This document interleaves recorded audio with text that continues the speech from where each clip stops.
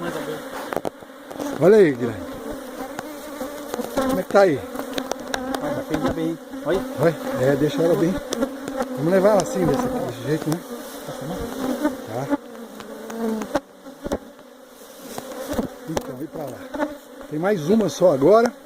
Mas também olha que nós já trouxemos aí só. Bastante caixa. Olha aí.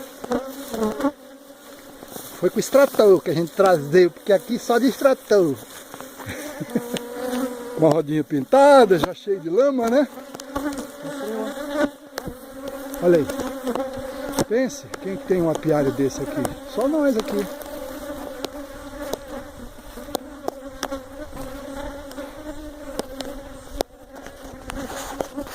E assim continua a saga das abelhas picadoras e fabricantes de mel. O meu parceiro Guilherme. Isso aí. E a sua F1000 do Brasil.